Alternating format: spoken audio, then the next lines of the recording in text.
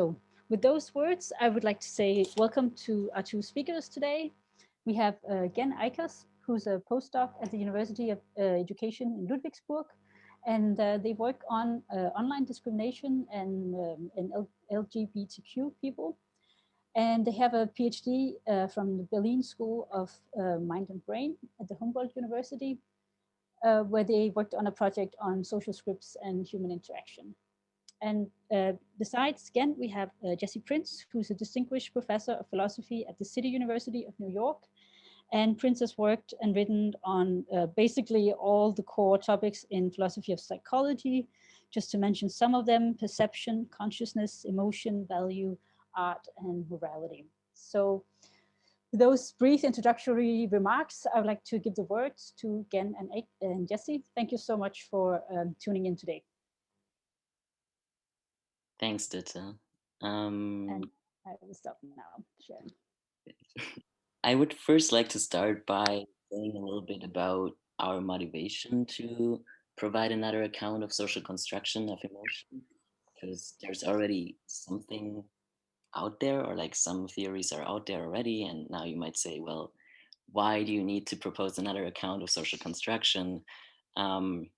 There's already a lot out there, and there's also a lot of people who work on the social influences of emotion. Why do you really need to go all the way and say, yeah, emotions are socially constructed? I think that's also something that would make Darwin really unhappy if he were here today and attended our talk. And so I would like to say that we are a little bit unsatisfied with the current theories that are out there, and we'll go into them in detail later. But we're also unsatisfied with, and we share this not being satisfied with theories of emotion that reject social construction and that do not place enough emphasis on the social and on social forces. And there are quite a lot of theories out there. And usually the emphasis is being put on innateness and theories that promote universality, like a name that frequently pops up in the literature and in talks on emotional and on social construction of emotion is Ekman. But we also want to go a little bit back in time and look at an emotion theory that precedes Ekman and that also actually precedes social construction. Because historically, Ekman did not come before social construction, and Ekman is not, or not before all accounts of social construction, I should say. And so he's made the ultimate enemy of social construction because obviously he promotes innateness and universality, but actually what precedes other accounts of social construction is the James Lange theory. And that's a very popular theory. I think it's still getting taught in psychology and also analytic philosophy today. So James and Lange haven't actually come up with this theory together, but they worked on this. They published physiological explanations of emotions around the same time. And then I think they were in communication about it, but it's not like it's a theory they came up with together. So the James Lange theory is a reply to theories that state that physical reactions or expressions are caused by feeling and emotion. So by theories that say that the body follows the mind in a simplified way. And the James Lange theory actually says, on the contrary, emotion is the result of bodily processes. Now on the next slide, we can see how we can visualize that. So I put Christmas as a threatening event that's approaching. Usually they use like snakes or bears because they're supposed to be scary animals and we're supposed to be afraid of them. But I put Christmas because I think that's an event that gives me the chills personally. Or I put the scenario of Christmas where you see all these, happy people, a big family celebrating Christmas, having all these gifts and expecting you to celebrate with them. And now, according to James and Lange, what happens is that you get a physiological reaction to that. So you start sweating, you have increased heart rate, and you have shortness of breath. And the perception of these bodily changes is your emotion. And in that case, it's fear. So here I visualize that by giving this emoji a little thinking bubble that says I'm scared. So that's just to visualize that this person realizes, oh, I'm having these physiological reactions, I must be scared. Ekman, on the other hand, doesn't really, so as you saw, James Lang don't really put emphasis on innateness or on universality. That's done later on by Ekman, but they're still really important to mention because they actually motivated, for example, the social construction 1.0 we're going to get into in a couple of minutes. Now, the person who promotes innateness and universality is Ekman. I'm sure a lot of you have already heard a lot about him, so I'm going to go over him really briefly. So Ekman's basic claim is that we have 6 or now 7, the list has been updated to 7 basic emotions, and those are distinctive universal signals. And they also have unique emotional expressions. So Ekman's claims are always coupled.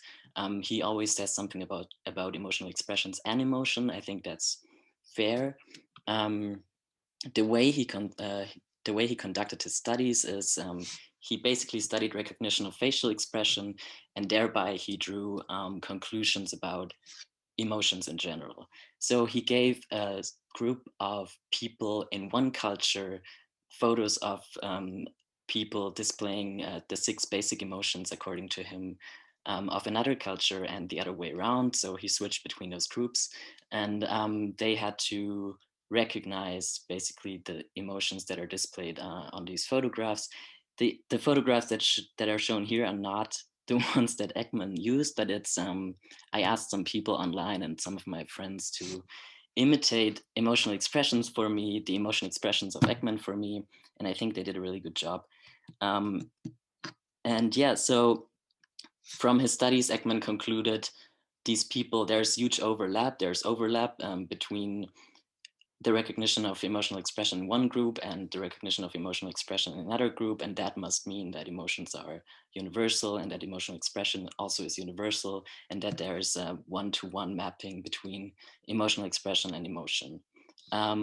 But these claims have actually met a lot of criticism, and Jesse, you can continue with that.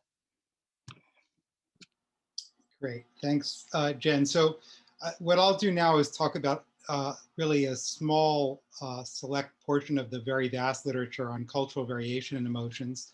Though Ekman continues to be the stuff of textbooks, there's an increasing body of literature suggesting that despite some consistency across cultures, there also is consistently variation.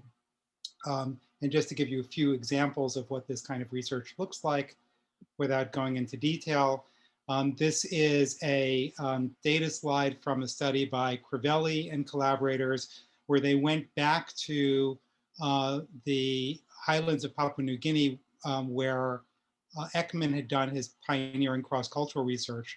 They took the facial photographs from members of the foray that inhabit the highlands. This is Ekman's data set, photographic data set, and they presented them to another New Guinea population, the Trobriand Islanders. And they found that their recognition rates for the predicted emotions in Ekman's basic emotion set gave rise to very, very middling results. So if you look at the red highlighted diagonal here, the degree of correct or predicted response was really quite low, and many other studies show similar patterns. Here's a slide from Maria Gendron, who went to Namibia, and working with a group there called the Himba, gave them sets of photographs that they were asked to simply sort in accordance with their expression. So they were supposed to group together faces that had the same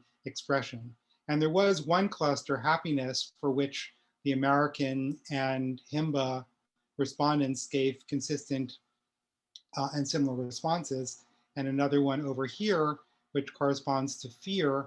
But you can see that the majority of their sorts were really heterogeneous. They would put together faces that, that Western samples are more likely to differentiate. Even in the West, though, there's some variation too, suggesting we're less consistent in sorting emotional expressions than the Ekman model would predict. In addition, there's research and anecdotal evidence describing expressions that don't fit into Ekman's set and may be culturally specific.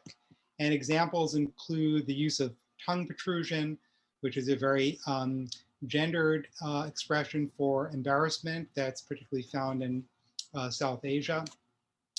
Also in India, you get a use of a head wobble, which can take on different emotional meanings in different contexts, but isn't widespread outside that region.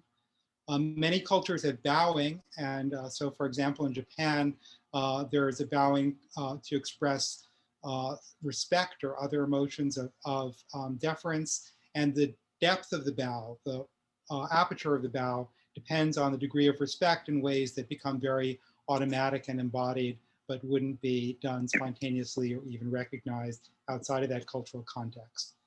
There's some interesting research by Garcia Higuera on what he calls funnel lips. Apparently matadors in Spain, when fighting, make this expression where they make a kind of funnel with their lips, and there's been some analysis of the emotional meaning of that display. I don't know if there are any French among us today or people who spend time in France, but if you have, you'll know that the French frequently do this. And it can have a number of meanings. It's usually a kind of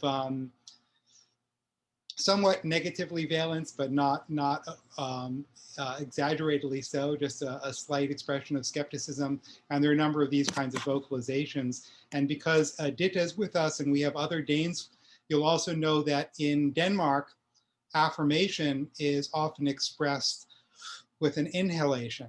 And it's very characteristic of Denmark, and it can occur just in spontaneous exchanges. To those outside of Denmark, it almost sounds like worry or a sigh or distress. It wouldn't be correctly interpreted, but it is a spontaneous embodiment that's been culturally inculcated. There's also work on cultural differences in the antecedents of emotions. One could do an entire PowerPoint easily on such research. I'll just mention one old study by Klaus Scherer and David Matsumoto and their colleagues comparing respondents in the USA and Japan. For simplicity, I just included these two. There are also a European sample in the study. And if you look at the most typical responses for the antecedents of these emotions, joy, sadness, and fear, you see quite a lot of variation. And I'm not going to walk you through this in detail, but I just want to point out some examples. So in the US, people are much more likely to suggest that a major elicitor of joy is a social institution like a marriage or some other ceremonial event. In Japan, that's a very infrequent response. A major source of sadness in the US, understandably, is the news. That's rarely a source of sadness in Japan.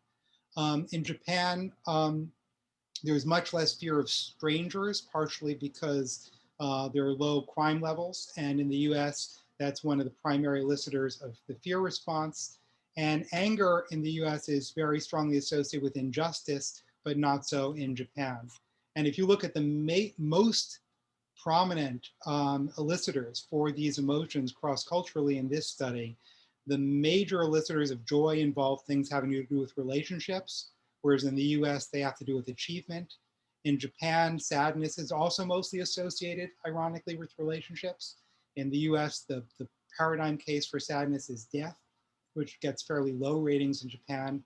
In fear, oddly, traffic is a major, it comes out in this study as the highest rated elicitor of fear. Traffic causes fear. In the US, traffic is not a major elicitor of fear, but again, strangers are. In Japan, anger is mostly associated with the behavior of strangers, and in the US, the paradigm cases involve a personal relationship. So those kinds of variations are found. With action tendencies, you also get variation. Here are some disturbing things. So for example, there are huge cultural and regional differences in violence and the link between anger and violence, whether anger is an accepted or common spontaneous response, whether violence emerges, as it were, automatically from anger, especially male anger, is something that varies quite a bit from place to place. There's huge variation in expressions of sadness in the context of mourning.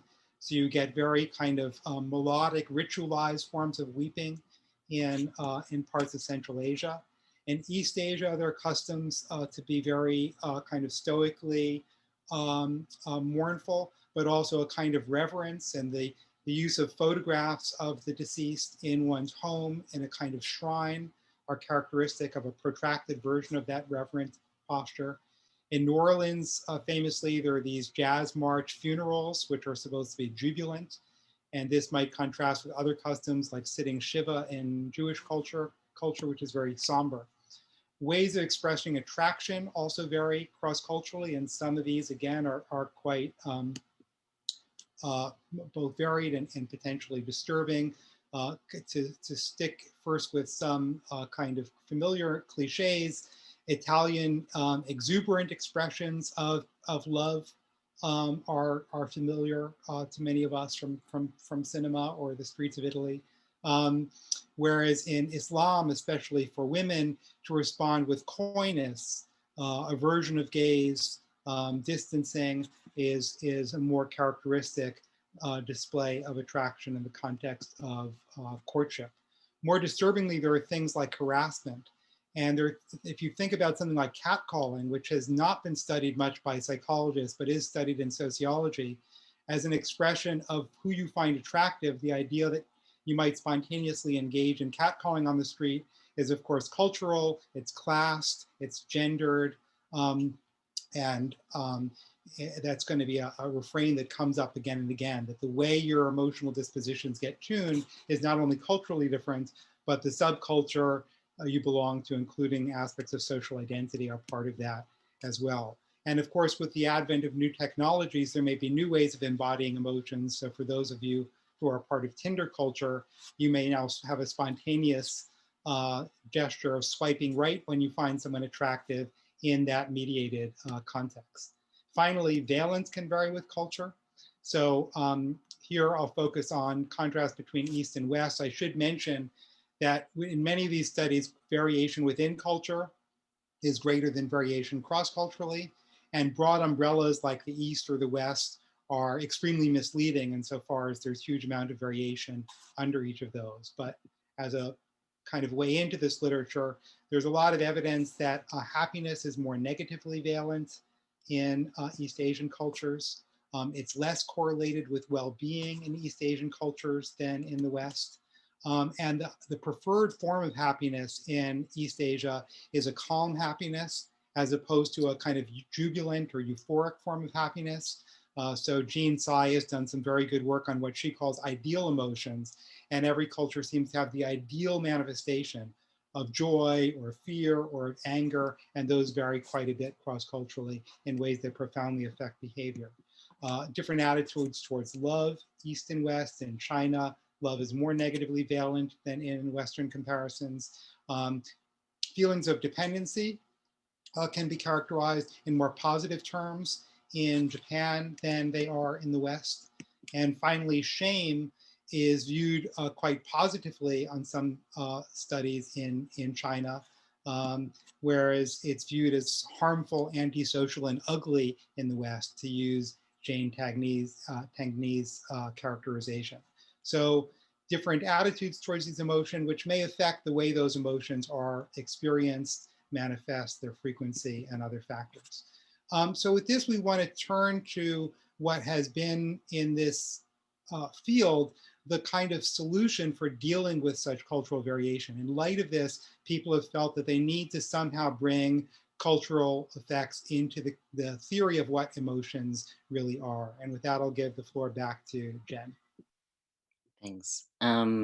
Yeah, as Jesse has already said, none of these studies is actually proof that social construction exists, obviously, but they motivate a lot of social constructionist accounts to do the work they're doing. And we're going to now look at social construction 1.0, or we coined that 1.0 and 2.0, and then at our account, that's 3.0. We coined it that way because we think historically it makes sense to coin it that way, but also it's sort of arbitrary, but we had to structure the talk in some way. So that's a proposal. And also we're concentrating, or we're focusing on one theorist per social construction approach. So for social construction 1.0, there's Averill, who has proposed a really detailed account of social construction in the 80s and 70s. And I think I should also add that there's actually not a lot of people who really push a social constructionist agenda of emotion. There's a lot of people who defend social impact on emotion, but those who call themselves constructionists are actually not that many. And there might be a reason for that, but we'll see. So at the core of Averill's theory, there's the claim that there is no essence to an emotion, which I think is very common for social constructionist accounts.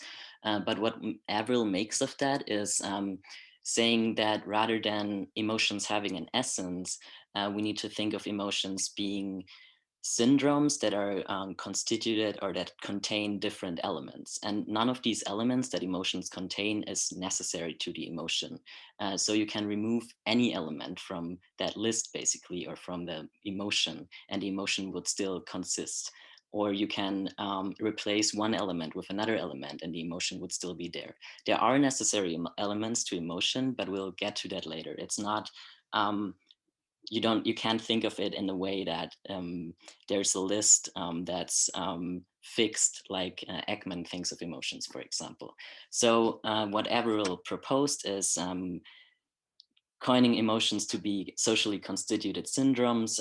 So for example, he thought that anger may present as withdrawal or an outburst, but at the same time, we can also compare anger and fear, because fear may actually also present itself as a withdrawal or an outburst.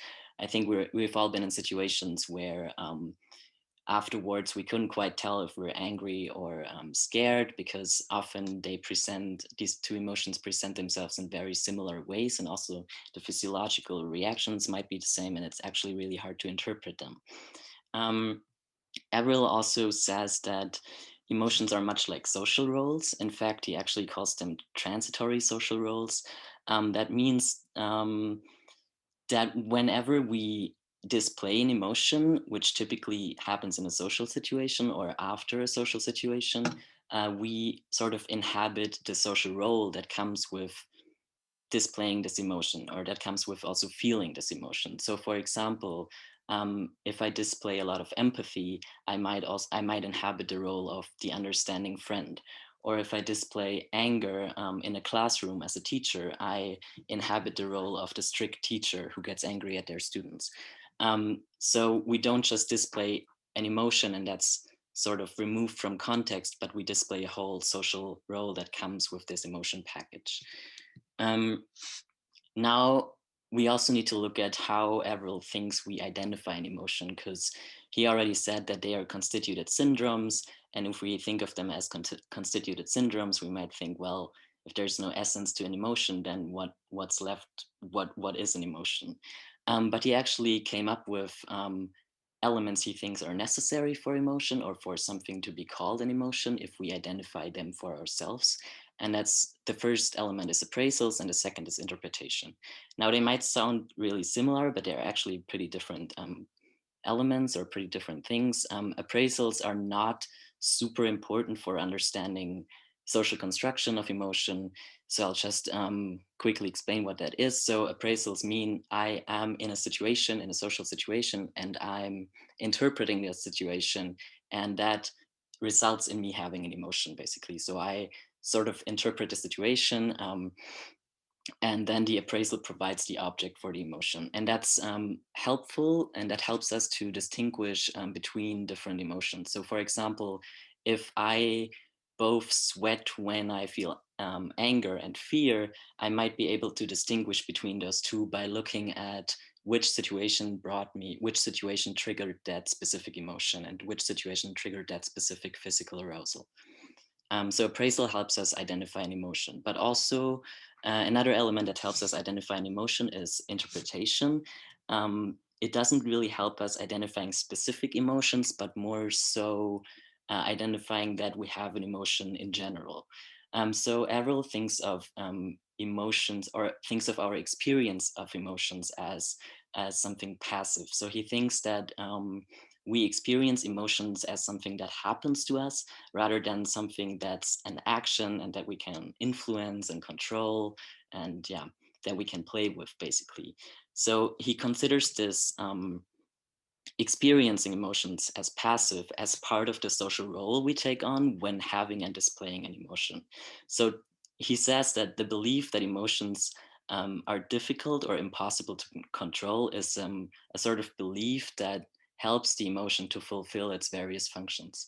And we can't go into all the functions they're supposed to fulfill here because we don't really have enough time. And I think Avril is a little bit vague on that. And it also depends on the specific emotion we're exhibiting in a specific situation. But it's important to know that Avril associates emotion with always with this belief that the emotion is happening to you and that you're helplessly suffering an emotion. And then that's part of the social role you take on. So for example, he actually makes also gendered examples. Like he says that a man who is angry and has an outburst might be able to distance himself from that situation or from that emotion later on, because he can say, well, that's not me who did this thing, who had this outburst, but it was the emotion taking over. And like, he can just disconnect himself from that emotion and from displaying this outburst that might be scary to other people, and thereby sort of preserve his social function as a generous man. Yeah. And I think the objections to social construction 1.0 have already come through a little, but just to point them out more precisely even, we object that there is a tendency to neglect the body in social construction 1.0, because Avril spends all this time talking about social roles and he gives a very detailed account of that, but he doesn't really say how the social role is exhibited by the body, because we're all physical beings in the end, and he doesn't really spend any time on saying something about that. Also, when he talks about gendered examples, he doesn't really spend any time on talking about how the physical manifestation of a male person, for example, makes a difference in displaying and interpreting a specific emotion. And by neglecting the body, it's also implicit that he places too much emphasis on higher cognitive processes like appraisal and interpretation. We're not sure about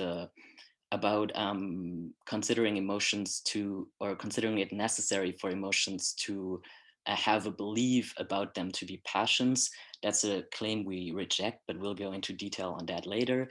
And we're also objecting to the lacking discussion of political spheres, because whenever you give gendered examples, for example, you can also just discuss what that means for society in general, and why there actually is a difference in gender, and why maybe the man has the feeling to having to preserve his social function in specific situations, and so on. And with that, we'll go over to social construction 2.0.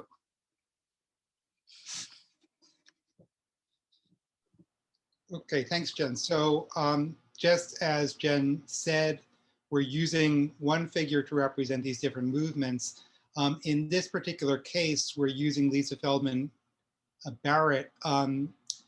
She's not just one among many. This is really her invention, though a number of very prominent researchers, including figures in neuroscience like Lindqvist and Joe Ledoux, have followed her lead. And she, I think it's fair to say, is one of the most influential figures in the psychology of emotion over the last decade or so.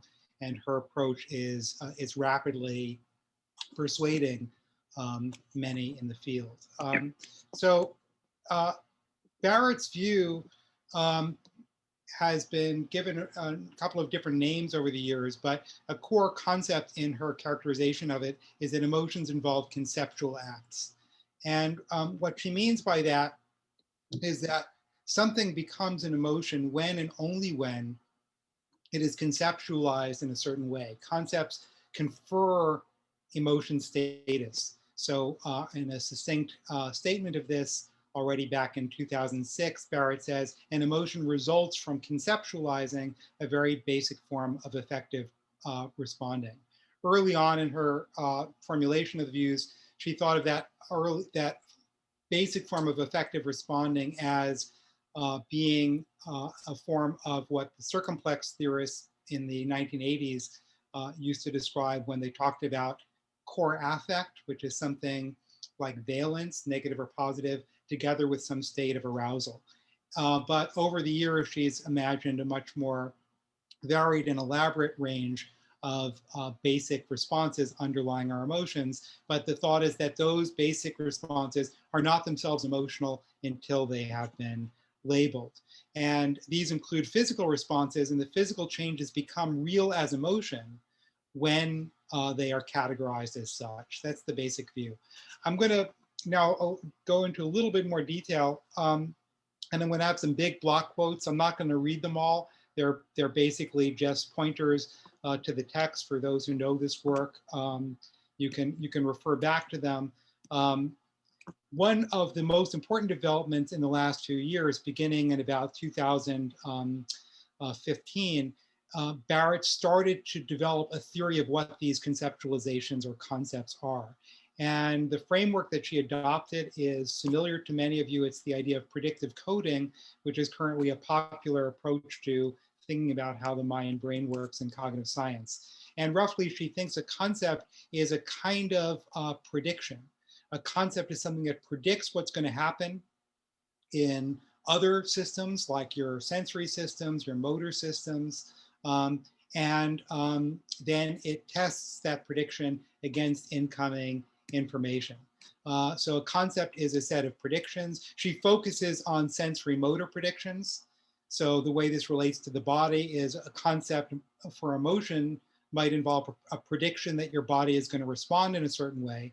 And then the thought is that the brain uses these predictions to cobble all these varied bodily responses together under a single label. Now, what about those bodily responses? Here are some key claims in Barrett's account. First and foremost, these bodily responses that we predict are not themselves emotions. They don't count as emotions until they've been classified. So if you have a freezing response when you're confronted with, say, a loud sudden sound or a scary looking situation, that freezing response and the experience of it isn't yet the emotion until it's been classified as fear. A consequence of this is animals lack emotions, and so do infants. Now, Barrett has insisted that they can have emotions when we ascribe emotions to them, but only in this parasitic way, only in this way that depends on our perception of them. For a rat, there is no inherent emotion in the rat, and likewise for an infant, because they lack these emotion concepts. Another thing she says about the body is that the bodily changes are often, though not always, innate. And she's never really given a story about the non-innate ones, but she does regularly mention the innate ones. And they do include things like the flight, fight, and freezing response. Joe Ledoux, who has since adopted something close to her framework, has coined the term survival circuit to refer to these. So if you put their accounts together, a kind of canonical instance of an emotion will involve these innate, instinctive bodily responses occurring. They don't yet qualify as an emotion, but then they get classified and become an emotion. Another core claim, and this has run throughout her research really from the beginning of her career, is that the bodily instantiations of emotion are highly variable. The first time I met Lisa Feldman Barrett, she knew I was a Jamesian, and she kind of confronted me on this and said, you Jamesians think there's some bodily signature of the emotions, but of course, the same emotion can be implemented by an open-ended range of different bodily states. So that variability of bodily instantiation is core to her. She even says in a couple of articles that that variation is the strongest evidence for the theory. Because there's no essence or uniformity at the level of the body, that proves we need the conceptual act in order to have an emotion. So putting this graphically, you have an emotion concept, which can be used to predict a range of different sensory motor patterns. Other concepts predict sensory motor patterns as well. And crucially, two different emotion concepts might be used to label overlapping sensory motor patterns. And there may even be cases where the very same sensory motor pattern gets classified as one emotion on an occasion and then a different emotion on the next occasion. So the mapping between these emotion concepts and these bodily states is many to many with considerable overlap. So some of the objections we have to this view, though we think there's much in it that that we like. So we'll make Lisa Feldman-Barrett a little sad here. First of all, with respect to the claim that concepts are necessary for emotion, let's look at her specific view first of what concepts are. She says concepts are predictions. They're prediction signals that tell us what the body and the senses are going to do in the next time instant. I actually have been wrestling with this, but I don't even see how the prediction theory of concepts is consistent with Feldman-Barrett's view. I think there's an internal tension between her claim that the bodily states for emotion are highly variable and the claim that emotion concepts are predictions. How can you predict something? How can you predict the bodily response if the bodily response varies from case to case in an open-ended way? So this may be more of a question than an objection, but it looks like an internal tension in the theory.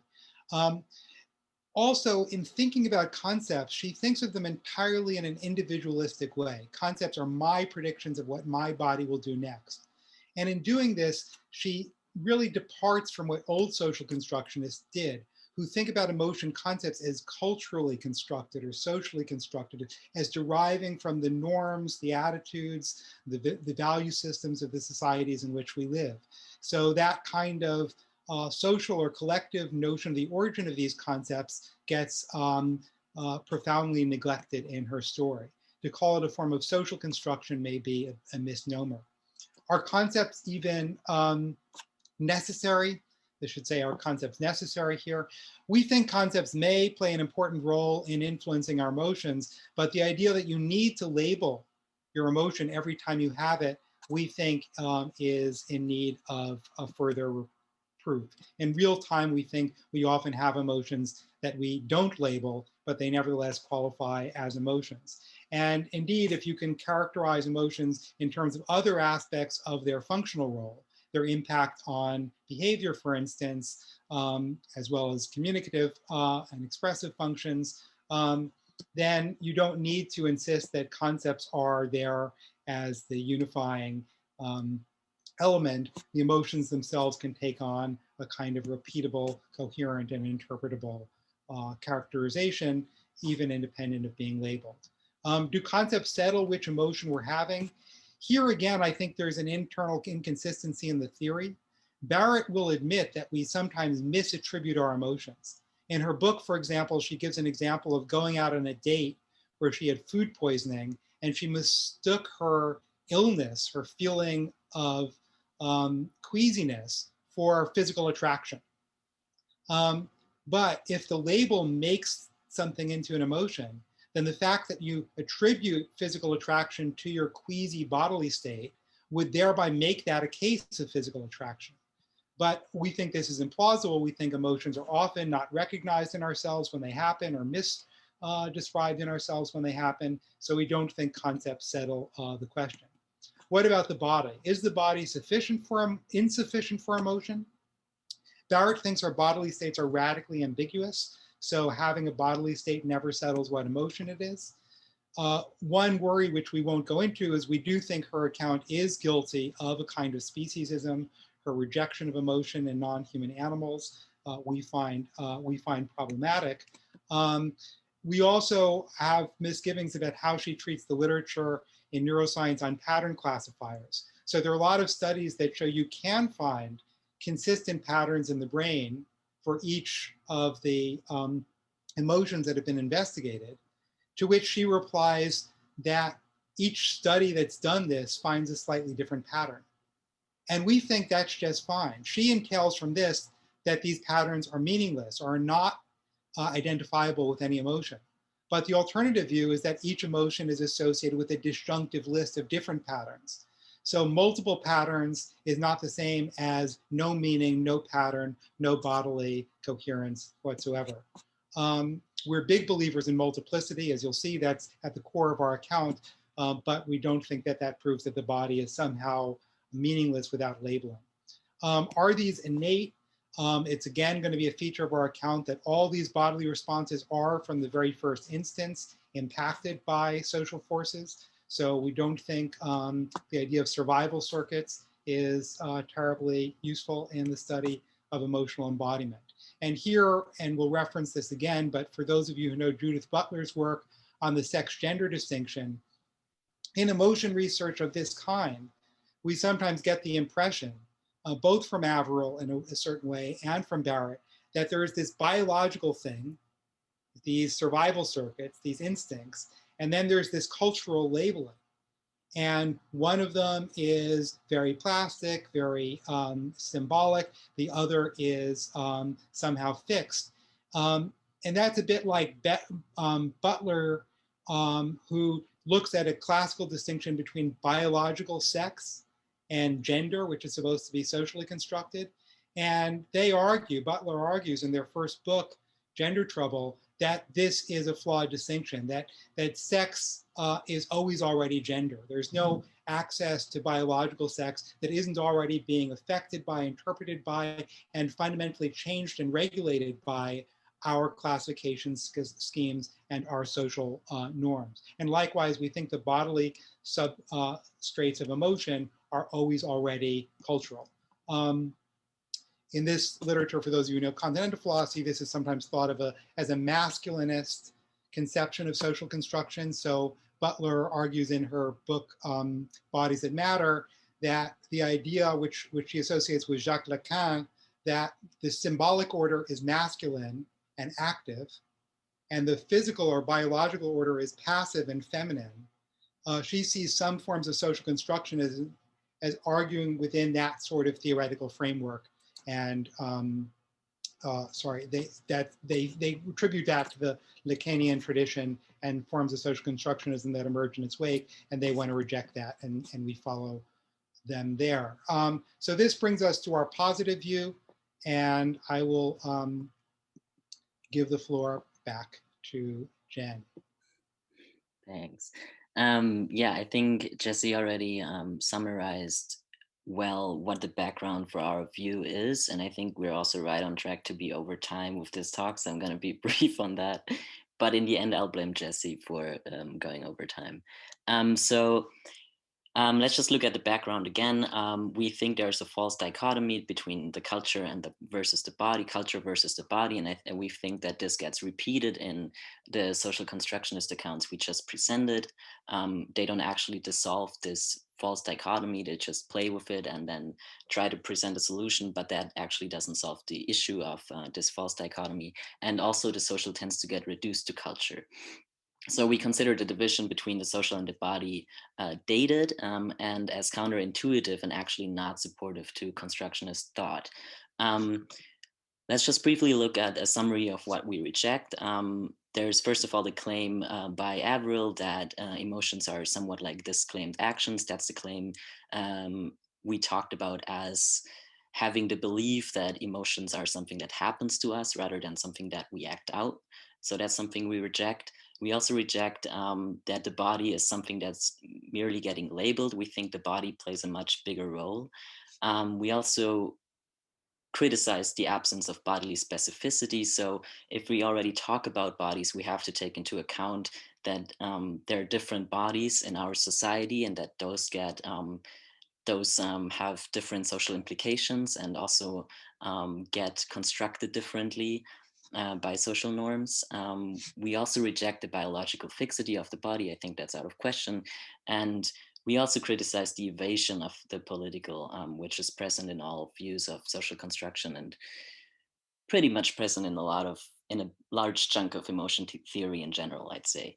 For those of you who are more visual thinkers, which I'm not, we came up with a short summary of my computer is doing weird things, but I'm trying to, okay. With a short summary of what 1.0 and 2.0 said, and then also what the difference to our account is. So 1.0 basically says that societal norms provide us with social roles, and those then are exhibited through our emotions. 2.0, a quick simplified summary would be that concepts predict and label bodily states, and those then are called emotions. And 3.0, just to summarize and preview, would be that societal norms materialize in bodily states. And we'll look at what this means in detail now. The key elements of our positive view are, I think, as you can already guess, the social, which boils down to norms and context, the body, which boils down to embodied enactments, and then performativity is where the social and the body are brought together, and we'll explain how the social materializes the body. So let's go over to the social directly. And let's look at what social norms and roles actually have to do with emotions and the social construction of emotions. So as I already said, we divided this sort of in social norms and roles. And there we have the example of gender, which we'll look at in a minute. And for social context, there's two elements I'll look at. These are not all of the elements of social context, but since we already looked at cultural context, I want to go into a little more detail on what actually individual and situational context is, because I think they're equally important, at least. Okay, so for social roles, we can also divide that up into different subcategories. I think there's institutionally produced social roles like being an academic, being a lawyer, or being a member of an organization. And some of these are actually easy to identify, like there are specific markers like badges or uniforms or status, or when I'm at a conference and standing in the front, that already provides me with sort of an identifiable marker that I'm an academic speaking to some people. Um, Obviously, there's also other social roles like gender, sexuality, abilities. And these, I think we already touched on that, are often assumed to be biological kinds. For example, obviously, gender differences are often naturalized rather than considered to be cultural or social practices. Yeah. So I think that's the point where we actually have a lot of overlap with social construction 1.0, and especially with Avril, obviously, because he went into so much detail on what social roles are and how they function within or through emotions. And I think here it's important to consider that Avril has been talking about the passivity of emotions, but I don't think that's the most important aspect about emotions when we talk about social roles, but rather I think social roles are important in order to sort of speak against this tendency to naturalize phenomena, also to naturalize emotions. Because I think this tendency to naturalize phenomena also preserves social roles and power structures, and that's what's very close to Averil's notion on passivity. But I think it's not quite the same, or we think it's not quite the same, since passivity is not the issue here, but rather naturalization. So passivity is probably something like the political consequence, but naturalization helps us to maintain social structure and to maintain power structure. For example, when we again look at the example of the man having an outburst in anger, we might also just say that he can naturalize that and use this naturalization of the outburst of anger to preserve his social role. So he doesn't really have to disconnect himself from the emotion, but rather can just say, look, I'm a strong man, that's why I have this outburst. And that claim preserves to that claim serves to maintain his social role and to maintain power in that very situation. We don't need the passivity or the belief of passivity of emotion here. Add to that social context. Let's first look at individual context. So by that I mean we mean things like gender, social status, and also tendencies and facial displays, because we already talked about the body, and I think it's also important to consider that our bodies have limits, and or not limits, but that our bodies differ in how they express emotions, because we all have different faces and so on. For individual context, we mean that it depends on the individual who's expressing the emotion, how that gets interpreted, and also it depends on the individual, how you express the emotion in a specific situation. So, for example, if a coach or a personal trainer smiles at you, that smile can mean approval, but when a friend smiles at you, that maybe more indicates more something like affection or support, and from a flirtation partner it can signal something like romantic interest. And these emotions or these displays are also used in that way, so it's not just due to being interpreted differently, but it's also due to the fact that we can use these displays differently, and depending on our individual situation, depending on us as individuals and on our situation, to which we'll get in a minute. Now, you might think that individual context is closely tied to the social roles, which is true, but I think social roles can't describe individual context fully. So consider a gender example. A trans person, for example, who has experienced sexism for much of their life due to being considered a woman, or like read a woman by society, might now inhabit another social role, like might now inhabit a social role of being considered a man or being considered neither by society, but might have not internalized that social role. So I think there's a big difference between the individual context you actually in yourself, but and the social role you're inhabiting, or the social role you're not yet ready to inhabit because you have not been able to learn that social role, basically, and not been able to inhabit that social role, really. Let's go over to situational context. There is a lot of research that has been done in situational context. I'll just go over that briefly. So, for example, there's Hochschild, who has done great work on emotion work and feeling rules, and who, for example, who mentions that group and situation specific feeling rules are essential to how we express and how we feel emotions, because some situations just don't allow us to feel emotions a certain way, or just don't allow us to feel any kind of emotion at all. So it's not just about which emotions are we allowed to feel and express in certain situations, but also about how are we allowed, and how is it appropriate to express certain emotions. So you might you might express too much anger in certain situations, or also too little anger in certain situations, and that highly depends on context. It also obviously depends on highly depends on the situational context, but it also obviously depends on the individual context, like gender and all that stuff we just talked about. Feeling rules are not universally shared, but specific to social groups, social roles, and situations.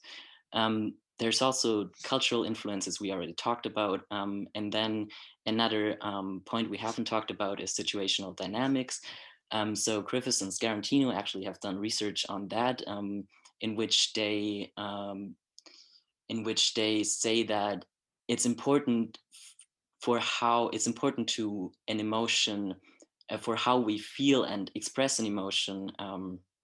So the situation is important for how we feel and express an emotion, because there's an ongoing negotiation. So if I start to express anger, or if I start to express fear in my face, the person who's sitting across me might notice that, and then they will adjust their body and their whole state of mind basically to what I express, and then I'll adjust what I express to what they express, and so on. So it's a very dynamic situation. We can't think of emotions in a way where suddenly we have an anger phase and that's going to stay for 5 minutes and then it's going to go back to neutral. There's no such thing as a neutral phase, but there's rather just an exchange, and it's a dynamic situation. An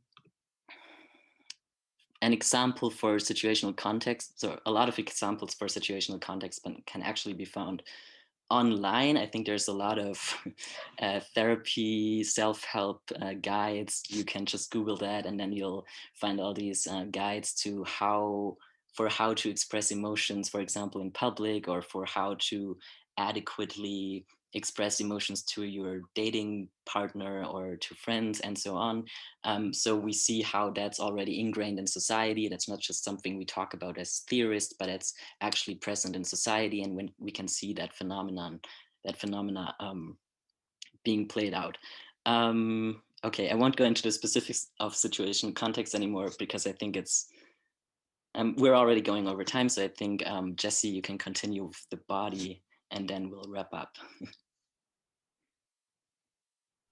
Great. Apologies for time. One of the defects of the Zoom interface is I can't look at my clock as I go along, so I should have had, but I'll try and be brief with this.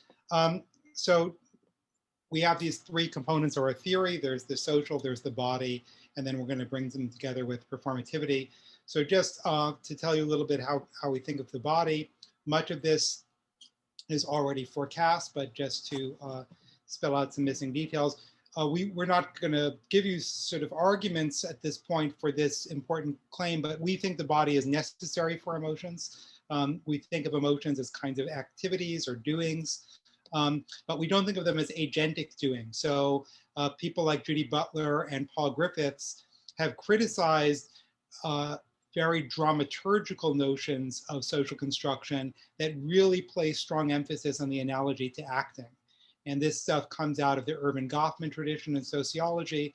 If you think about the social role or a social script as something that's acted, then you might think that there's somebody making a choice. Maybe it's an unconscious choice, but some sort of decision about how to carry this out. So we think these bodily states are activities in some senses. They're performative, but we don't think that they're acted out in an agentic way. We also, in a certain way, think the body is sufficient. This needs to be given a caveat. Many, many factors contribute to the development of our emotions and are absolutely essential to the story. But on an occasion, the token instance of an emotion might be constituted by some elaborate bodily response. And this includes the emotions in animals and infants, also some of our implicit attitudes where there may be no conceptualization. So if you harbor, say, a certain form of bigotry or racial bias, for instance, you might experience some kind of disgust or hateful response, but not even recognize it in yourself. In fact, you might even deny that you have such a feeling. So we want to capture that there can be this visceral response that really qualifies as an emotion, even if it isn't labeled. We think the body is a bearer of meaning. This would be another talk, but in addition to bringing in the notion of performativity, we've been impressed by recent work, especially by people like Colombetti in the inactivist research program, where she's argued, following an activist like Francisca Varela, that the activity itself, the physical activity, is the bearer of meaning. It creates meaning. So to give you a simple example, if I aggress towards you, that makes you an object of offense. That makes you something that is in some way affording aggression. So the contemptible, the hateable, the attackable are all created by the contempt, the hatred, and the attack. So in this respect, I would reject earlier things I said about the emotions under the rubric of the embodied appraisal theory. I won't repeat the reasons for rejecting that view now, but in a paper by Dan Shargell and I, we outline that in a little bit more detail. Just one more example. If you say, what is it to be attractive? The answer might be, well, something becomes attractive if there is attraction towards it. So the emotional state, the attraction, creates the property of attractiveness. So the embodiment, in this case, a kind of approach behavior, repetitive behavior, is actually creating the meaning in the situation. Bodies are not just random,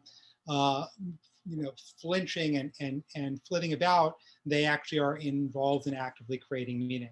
The body also is always already cultural. This goes back to the points we made about Butler on sex, just as biological sex is always already informed by our attitudes. The emotional body is also always already informed by our attitudes. Also relevant here are things like Bonilla Silva's work criticizing the attitude of colorblindness in racial interaction. So the idea that you can look beyond race Bonilla Silva argues is just factually wrong. People who are socialized the way we are always see race, and the biases that are associated with that form of seeing are therefore always present. So we have no epistemic access to a body as unraced. And as a result, that epistemic, that way of looking, is always already impacting the raced body. There is no body there that can exist or be described or characterized as prior to those attitudes. So how does our biology get shaped? Butler introduces, I think, the very intriguing but somewhat cryptic notion of materialization. So they argue that society somehow materializes, makes into matter societal values. And part of our project is to try and get a bit more concrete about what the materialization might consist in. Butler here is also drawing on a tradition that includes Foucault's notion of bodily inscription. So when Foucault talks about how social structures create docility, make us into docile bodies, he's describing ways in which institutions like the workplace or the classroom can make, or the Zoom meeting, can make us all into these very passive, physically passive individuals that can be manipulated in various ways. Marcel Mauss on techniques of the body. This is one of my favorite papers of the 20th century. So when Marcel Mauss argues that the so-called biological physical abilities of an able person that include things like chewing, climbing, running, swimming, and even having intercourse or other forms of sex acts, these things we think of as part of our innate bioprogram. But Mauss's point is that they're always already cultural. He gives the example of being an infantryman during the First World War, and he said you could tell from silhouettes on the horizon whether the person walking is English or French. Our most fundamental biological functions are always informed by socialization, which begins at the start of life. So there is in human behavior never a state of nature. We're always already cultural. So what role do concepts play? Concepts can play a role in classifying different emotions together, and that can create kind of ontological kinds, but that's a very passive role for concepts. We think more importantly, concepts impact us. So if you read, for example, Fanon on race, being racialized impacts you. It impacts your experience of the world from a phenomenological perspective, but also the possibilities that are available to you, how you're treated by others, and how you yourself act. Shelley Tremaine on disability makes parallel points. And the norms that affect us in these ways need not be concepts. There are all kinds of ways, including just architecture, that can impact how we are embodied. And as mentioned before, the concepts that impact us need not be deployed case by case. Merleau-Ponty has this useful concept of sedimentation, referring to the way in which social norms lead to kind of permanent habits of the body that settle into place even after the explicit deployment of those concepts. So finally, putting all this together with our notion of performativity.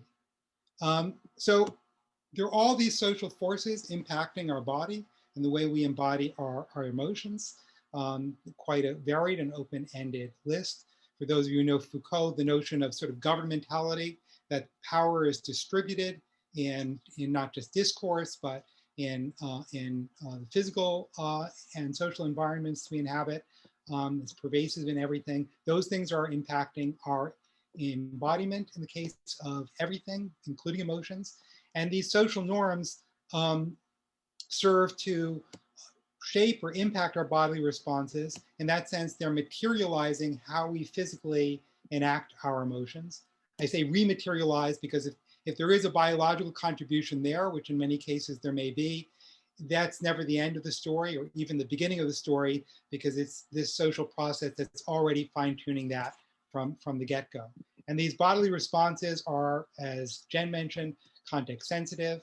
They're identity specific, social identity matters here. In the enactivist mode, like Giovanna Colombetti's work, they play a role in constructing social meaning. And as mentioned already, they're not acted out.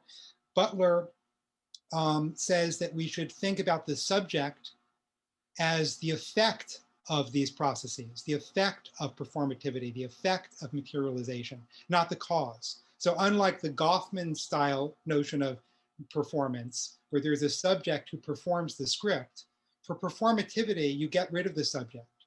You don't eliminate the subject is there, but you get rid of the subject as cause. The subject becomes an effect of that process. Who you are, your identity, is a result of these ways in which your body has been shaped by these social forces. And it is that embodiment, the actual way you react to situations that creates the emotion, not this label that hovers over it as you would have on a Feldman Barrett style kind of nominalist version of the view. So just for bookkeeping, these two positions of our view are contrary to social construction 1.0.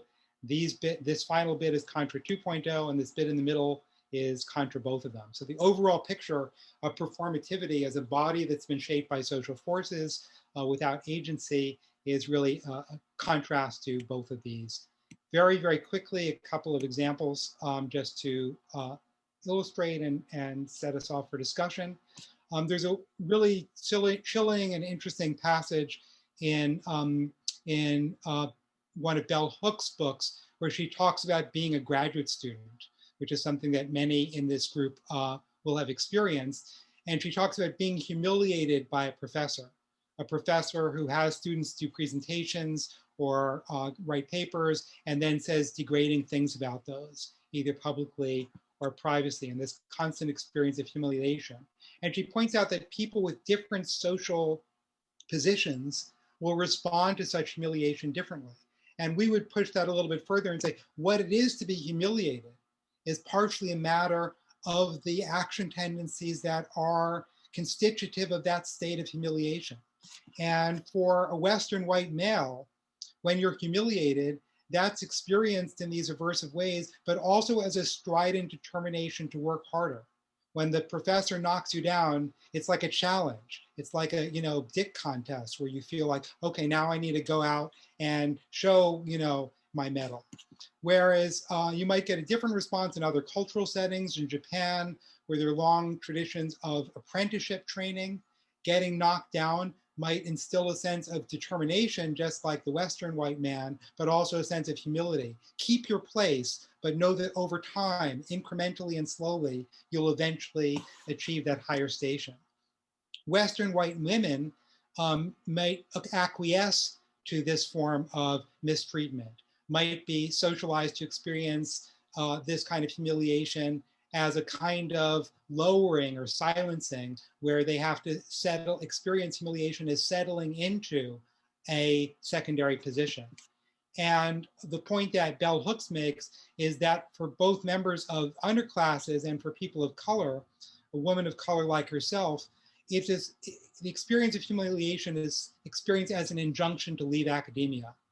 And she indeed did leave her graduate program briefly, but was so disturbed by that choice and that experience that it also compelled her to come back and get her PhD. So these are ways in which the same behavior that knocks you down and makes you feel bad about yourself can lead to different action tendencies. And we think these are different embodiments or materializations of humiliation. Outside of the academic context, there's also work on cultures of honor, where humiliation is strongly associated with physical aggression, which is of course absent in the academy. The Bell Hooks talks about her fantasy of buying a gun and shooting her offending professor. Final example.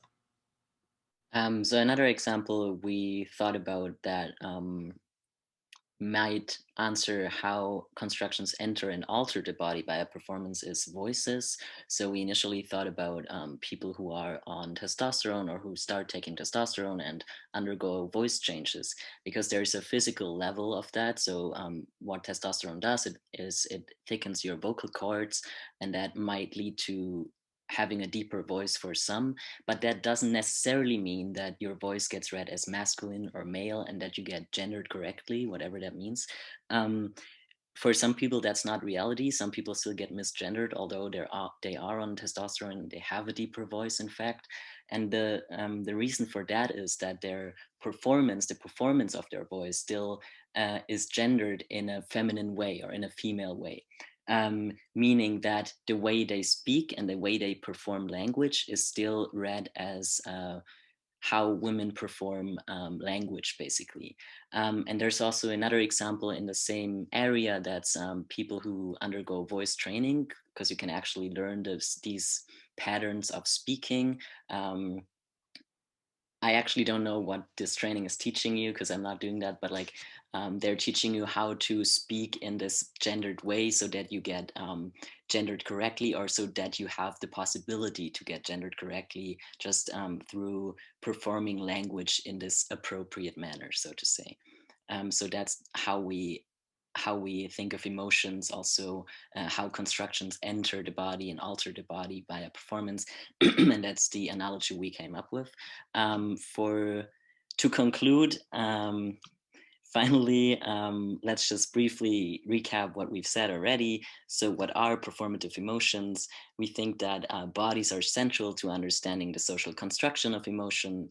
Without bodies, we think social norms cannot get materialized, and emotions are performed via the body.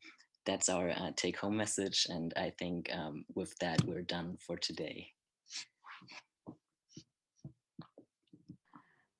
Thank you so much, Jesse and Jen. I think you can see people are clapping. If you people are okay with it, it would be great if you could turn on your camera now for the discussion. And as I said before, if people have questions, put them in the chat.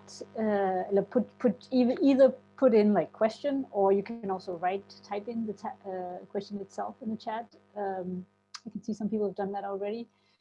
And if it's written in, I assume it's because you want me to read the question. Otherwise, protest once I do that.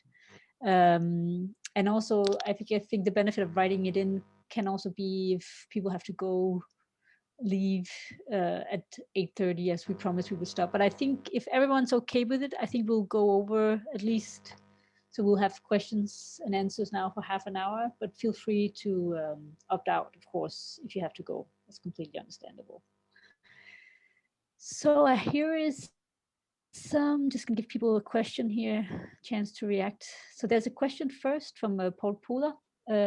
He says, thanks for an interesting presentation.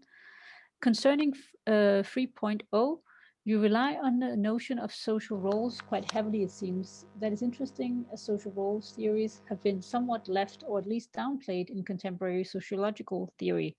Also, Goffman talked about very different attitudes one could take to social roles. And this is from Paul Pooler, who's in the sociology department here in Copenhagen. So I don't think do you have a response to this? Jen, anything? Either of you, or? I think I'm not sure what the question was. No, I think maybe it was more like a comment as well. Mm-hmm. So unless Paul wants to, do you want to add something, Paul? No, I mean, it's more a kind of a comment, but I guess my next question is the more basic one. If subjecthood is an effect of the social as performativity, is it then a farewell to? Oh, I can take over here. Oh. Seems like Paul is leaving us. So if subjecthood is an effect of the social as performativity, is it then a farewell to humanism and human responsibility? The social did kind of the thinking, so the subject kind of disappears, or what? The body takes over, or? I mean, just a couple of comments. First, on the first part. Obviously, in sociology, there are a lot of different views about the place of roles, and there are long-standing traditions. In the U.S., there are people like Talcott Parsons who have emphasized institutions, and I mean, even Foucault puts this at a much more kind of abstract or discursive level. So there is something old-fashioned about the notion of role. But our account really is a multi-level account. So it's not that these roles don't exist for those who have departed from that as an explanatory tool. It's more that they've placed emphasis on other aspects. And we likewise want to keep roles in our discussion, but also draw attention to those other things as well. So we would kind of welcome a more integrative approach. As far as humanism is concerned, I guess yes. I think humanism died a slow death already with postmodernism. But one of the dangers of humanism that we haven't gotten into here is political, but there is a continued preoccupation with a certain kind of agentic individualism that I think has deep roots in Enlightenment thought and people like Kant, but also geopolitically manifests itself, for example, in rights language and contemporary political discourse. So as an American who has been undergoing a period of pandemic where people don't want to protect their neighbors from a potentially fatal disease because their individual freedoms and rights have been challenged by restrictions on their behavior, I think we can see the dark side to a subject-focused notion of humanism. So I see humanism as having a dark side, and if the evacuation of the subject helps bring that out as a form of critique, then we'll all be better off. I think there's something else to add here. I didn't really think about that humanism bit you just said, but if we talk about human responsibility, and I think that question was posed in that way, and not just related to humanism, I do not think that a social constructionist accounts necessarily means to say, well, everything's social, so we can get rid of human responsibility. Obviously, that's not the case. I think quite the opposite is true, because once we recognize that everything is social or socially constructed, we can actually think of the ways in which we can impact that so it gets changed over the long run, which a naturalized theory of emotion cannot do, I think. Yeah, and I'm glad Jen said that, because despite my skepticism about humanism, I do think the notion of resistance that's inherent in a lot of this literature, if you think, for example, about Judy Butler's notions, of queering and related notions of being a gender outlaw, or Jaeger's work on the notion of being an emotion outlaw, where you violate these emotional expectations. Bell Hooks, in another very influential paper in film studies, talks about the oppositional gaze. So one can resist things like the male gaze or very racialized ways of looking by going against what these norms demand of you. And so leaving space for the rejection of these social forces within this framework is really an important consequence of identifying these social forces in the first place. Okay, thank you so much. There's a lot of questions, so I think we'll continue. So Douglas Kynes have a question too, and I will read it aloud if that's what's preferred. He says, great talk. I was interested when Gen discussed the 1.0 version of the theory. They mentioned that Averill did not have that many peers or analogs, but that wouldn't be true to disciplines such as anthropology, history, literary studies, where 1.0 lives on, rather than go to the 1.0 constructivist in these fields. Though, what do you think of the Bourdieu-influenced notions of emotions as embodied social practice? For example, Monique Scheer sounds very 3.0, but perhaps still too 1.0 for you. Jesse, and then in parentheses, Jesse almost touched on this indirectly, but it'd be good to hear more about this. And I'm also really curious about this question. So great, thank you. I would love to know every single social theory of this planet, but I don't, so I can actually not answer that, but maybe Jesse can. Yeah, I'm actually delighted. The best thing that can happen to us is we can learn things we don't know. And I don't know Monique Scheer, I'm embarrassed to say. I know Bourdieu well, and I do think in Bourdieu there are many things that we would want to kind of build on and buy into. Clearly, notions that are important here include the social positionality and the role of institutions in that positionality that come throughout Bourdieu's work. But the specific manifestation and the notion of embodied emotions of social practice sounds like something we need to know. So we're just grateful for the reference. By the way, in philosophy, sociology is simply not read.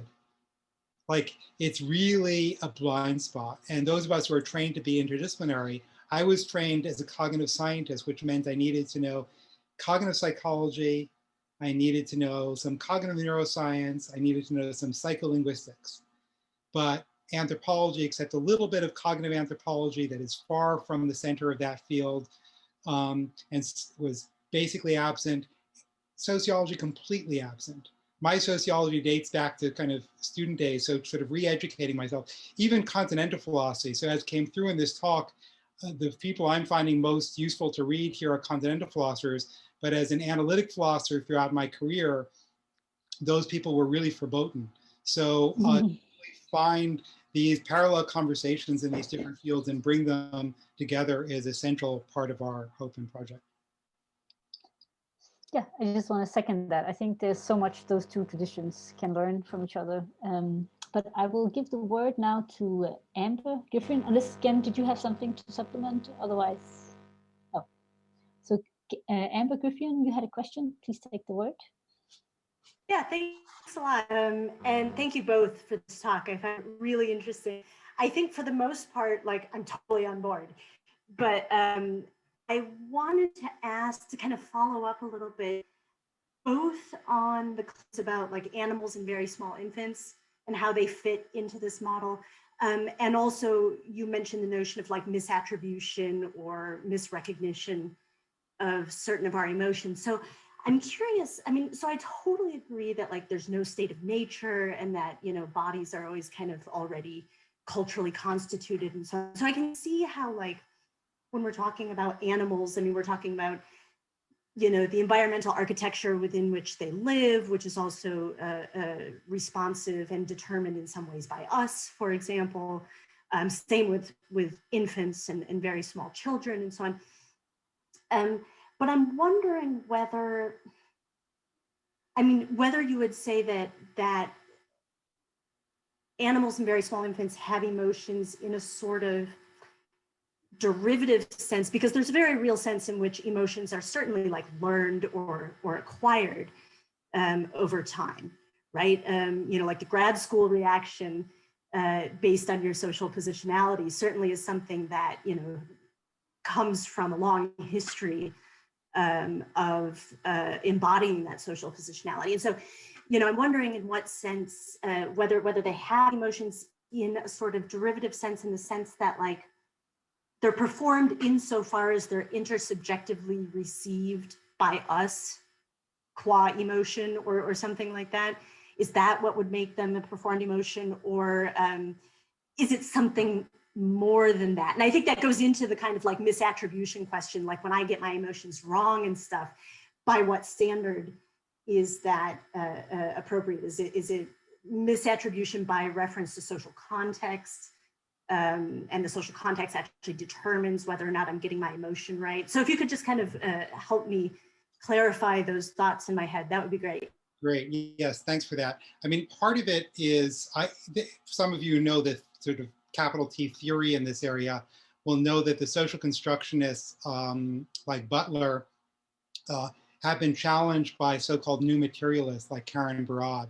And they've argued that there's been too much of a human-centric and anthropocentric approach to these areas. And just to think that not only animals, but even, you know, non-living elements of the world, Barad is a physicist by training, that those things can be described in related terms. Members of that tradition, and I myself wouldn't call myself a new materialist. I think that they have read people like Butler uncharitably. There's a wonderful essay by Sarah Ahmed replying to this tradition, saying basically everything you're saying is wrong in Butler. Butler, you know, actually doesn't believe and actually already has a new materialist view. But putting that scholarship issue aside, I think this nature-culture dichotomy is fundamentally wrong. And the idea that animals don't exist in culture, and you already gave the answer I would give at the outset, the idea that animals interact with their physical environment, whether it's made by us or not, it is a world they inhabit. And animals have personalities, and the animals who happen to be present in your particular niche, and the personalities of those animals in your particular niche, and the predators that are present, and the food sources, and the environmental conditions, all that is impacting your patterns of behavior all the time. So, how an animal, forages, or how aggressive it is, all of those aspects of appetitive behavior or combative behavior that are, I think, emotional, will be heavily impacted by those contingencies. So I think pretty much the same kind of story just iterates all the way down. I don't know about the particles, but I'm prepared to say it could happen there as well.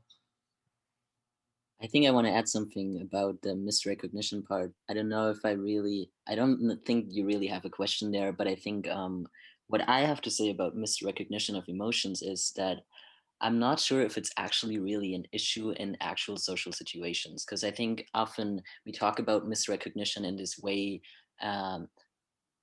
how cognitive psychologists think of misrecognition. Like, you show somebody an emotion or like an expression of emotion, and then you have to ascribe the correct emotion to that face.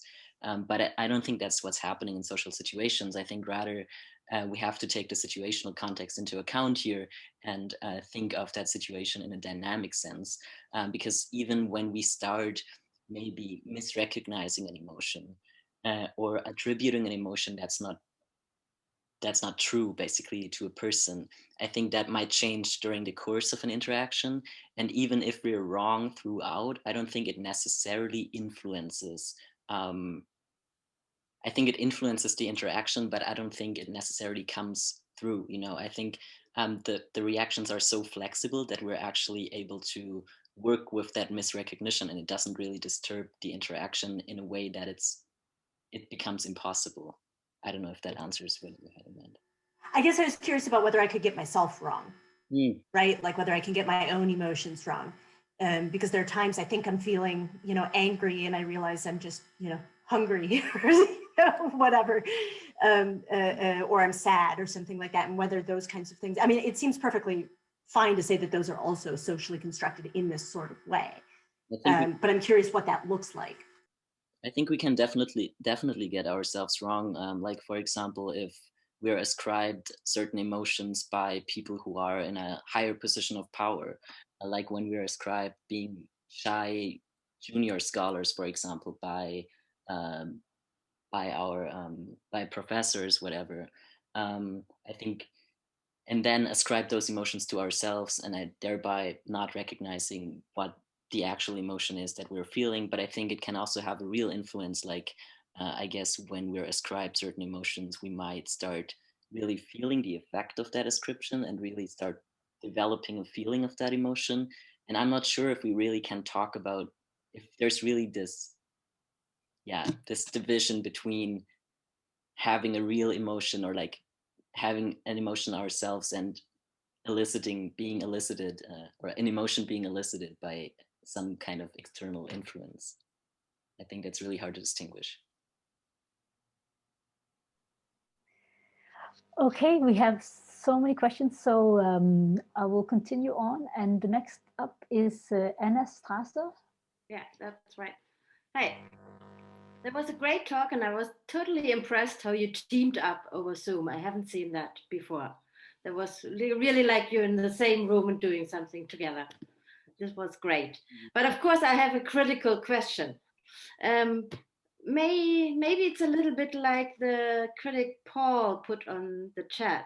So you answered that humanism is dead, and I would touch on that again. So do you really think that I cannot hold you responsible for your emotions? So could I not complain about how you express and how you put your emotions in the foreground in the social situation, even though I know that you are not able to change the social context which constructed your emotion? I would still hold you responsible and would ask you, hey, could you please give it a try to modulate your emotion then? And why couldn't you do that? Or if you can, how can you do that and still say it's socially constructed? I mean, for me anyway, I do think the danger here lies in the fact that if we locate the emotion too much in the individual, we also overlook the other factors that may contribute to how they have reacted on that occasion. And there's concerns have been raised in the literature. Maisha Cherry has written about this in the context of race, and Cheshire Calhoun has written about this in the context of both gender and queer identities, that there's a lot of policing of emotion. And when people are telling you, how you should feel, what's the right way to feel, there's a way in which that serves to silence the feeling. And I think a lot of us have experienced this or been guilty of that in our own lives. So, the whole process of criticizing somebody's emotion is already fraught with the danger that that kind of regulating or policing of feeling can serve as a silencing. Emotion is a kind of speech, a kind of communication, and telling them that they're not entitled to feel a certain way is no different than saying they're not entitled to speak a certain way. Now, if somebody behaves in a certain way, say with violence, there may be very good grounds to kind of ask for a pause and some reflection and discussion and justification, answerability. But I think when we decontextualize violence, decontextualize anger from the social context that make it well up, then we're in danger of really both misunderstanding the position from which our conversation partner is coming, but also the distribution of responsibility. So it's very hard in these cases when you confront very offensive emotions or attitudes in others to not hold them to account. And that can be a component of correction. But I think it can't end there. And the error of humanism is the same as the error of individualism. By locating too much inside the individual, we miss the fact that each of us is a kind of vector, a point in a vector that's affected by these other forces. It's like blaming Trump supporters for being Trump supporters. It's often, hard to resist doing so and useful to do so. But we have to have the humility to remember that if we were born in the same town they were, we'd be voting that way too. So if we don't see those external factors at play, we'll really run the risk of placing blame too focally in the single body. Yeah, but you still could be multifactorial. You could say there are both kinds of factors. You don't have to negate the individual factor completely. Yeah, absolutely, I agree with that. I think keep so of course both in mind. Yeah. I don't think we're negating the individual factor. I think what we're doing when talking about social roles, and especially talking about the body, is bringing the individual actually back into the picture, in the picture of social construction.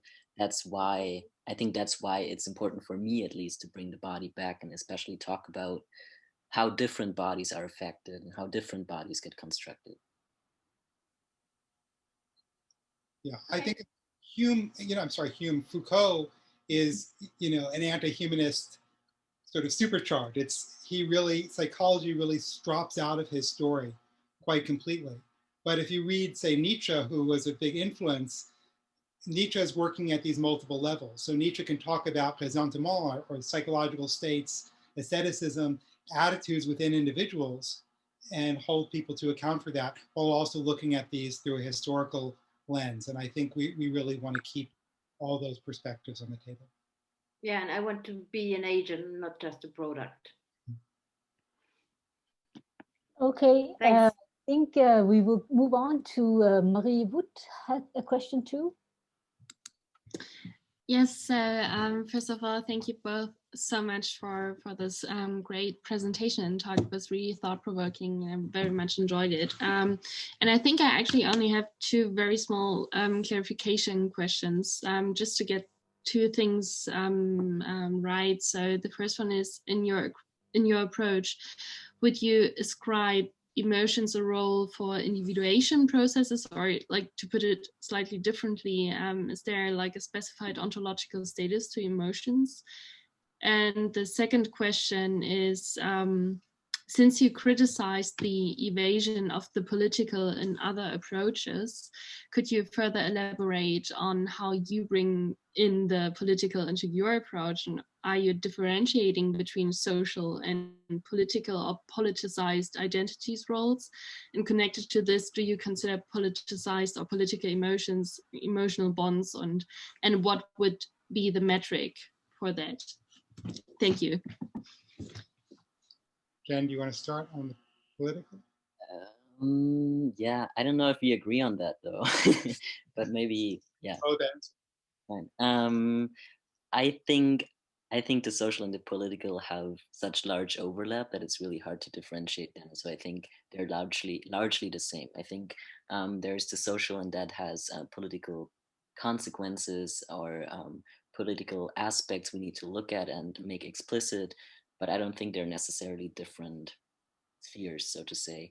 How do we bring that in? I think that's an element we have to make more explicit, probably. But I think we bring it in by talking about how bodies get politicized or how bodies are socialized, and how, yeah, I don't know if I have anything intelligent to say about that, actually. Yeah, I agree with that. I mean, for me, they blur. There are different ways in calling these views apolitical or inadequately political. For me, the thing that's really missing in them is something like the critical, in the sense of critical theory, or another relevant notion is the notion of power. So some of you may know, I don't know if any of you know the work of Chike Jeffers, who's a critical race theorist, but Jeffers is a social constructionist about race, and he distinguishes cultural views about race, where racial identities are constructed, but they're part of cultural traditions, national origin, diet, dance, all those kinds of familiar trappings of culture, as opposed to political construction theories, which he associates with theories that emphasize race as being constructed through power hierarchies. So his way of distinguishing the cultural and the political is that the political essentially involves power. And I think in suggesting that these other theories have been inadequately political, that's kind of close to what I think we have in mind, that there isn't that recognition. So for instance, Averill talks about the love script and talks about this very heteronormative, sort of cisgendered, also very white Western love script, without seeing the ways in which that script can be an instrument of oppression, or exclusion, or a normative constraint that negatively affects people who don't conform to it for one reason or another.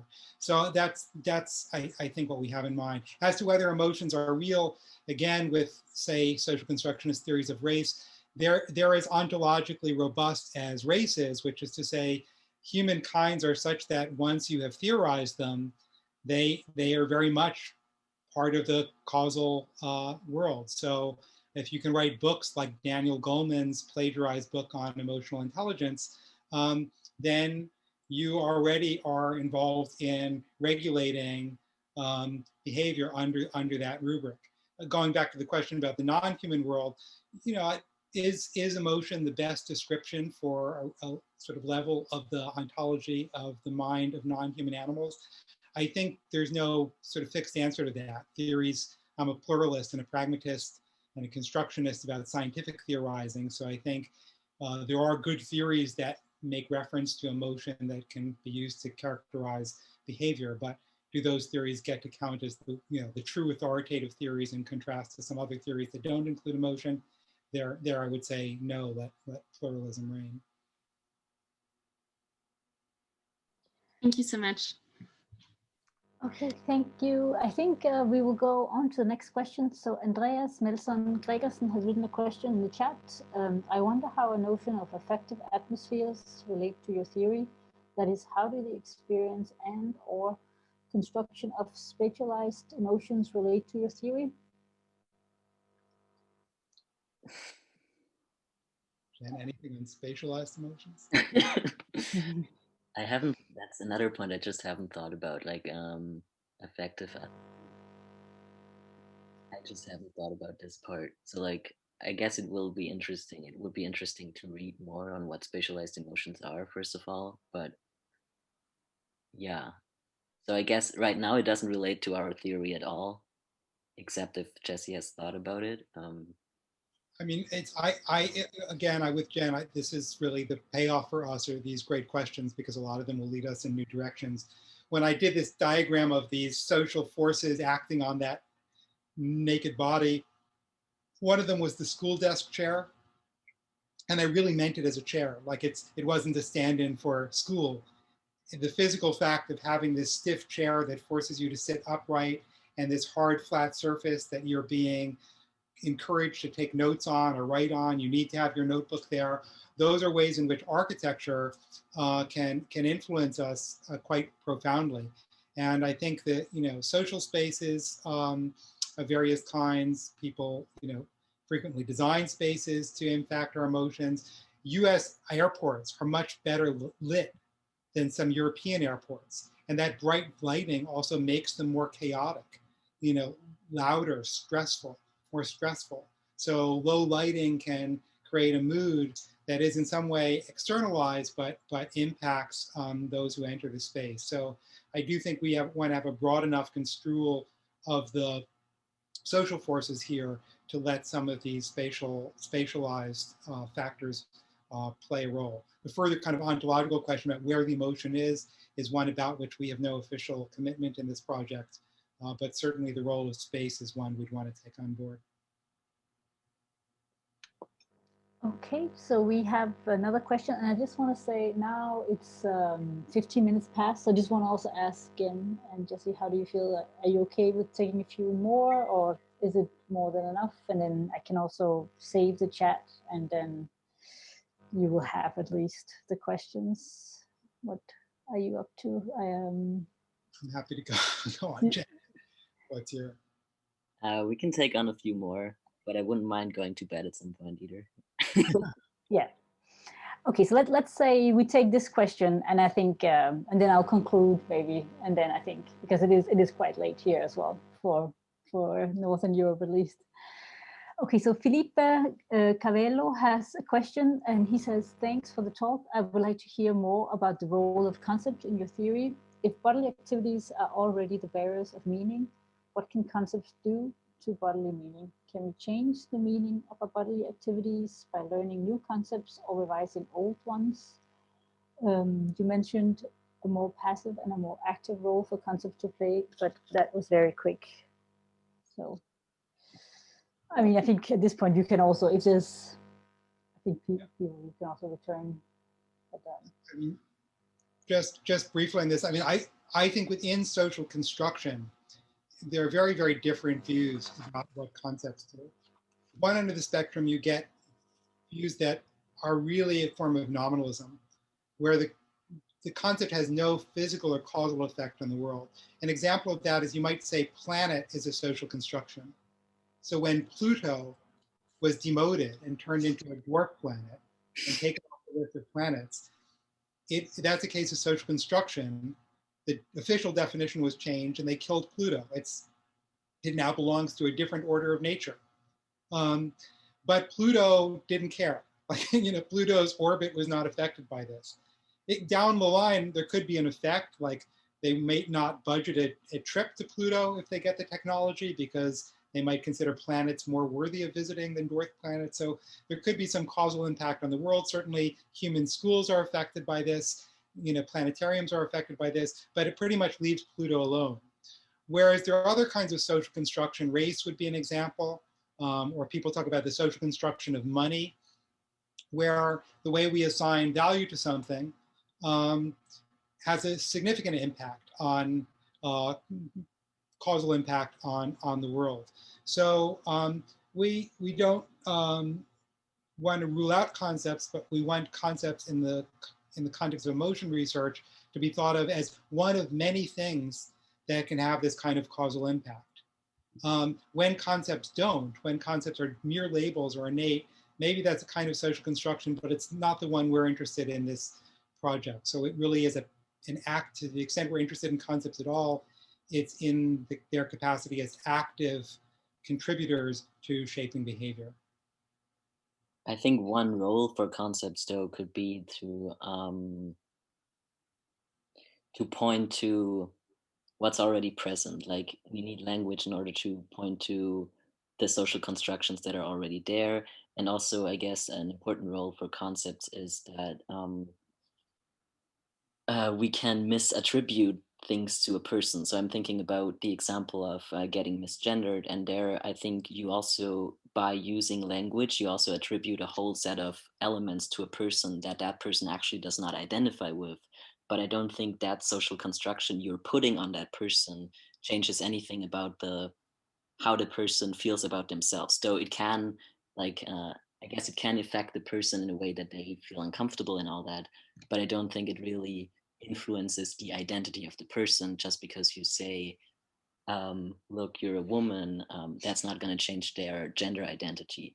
I think it can influence us in a way that we are forced to suppress our real identities or our real emotions, if we consider that talk, for a certain amount of time, however long that is. But I don't think it actually constructs the reality of an individual.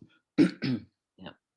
Yeah, and one just final on that point in terms of effect, concepts can be inert, but they can also be used actively to try and create change, including positive change. So, we've seen a lot of liberation movements that revolved around the introduction of new vocabularies. These include things like harassment or date rape, words like cis as a prefix in gender identity. So there are a lot of places where so-called conceptual engineering can actually contribute a positive way to behavior. So I think one thing that really deserves further reflection is, can concepts be deployed in some way in the field of emotions to bring about positive effects? Yes, I think on these last remarks, I think this is also maybe a good place to stop. This is one of the really, I think, big questions, and I think it goes back to the criticism of the constructionist 2.0 as well. But I can see there's so many people. I don't know if you have had a chance to look in the chat, and if not, I will. In either way, I will save it so everyone will have the questions forwarded to our two speakers. But I just want to thank so much for everyone who was here today, and also the ones who have to leave, who's maybe seeing this again in the recording. And first of all, also thank you again, and Jesse. We can clap or we can use the icons or whatever we have to do in this awkward space. Thank you. Thank you so much.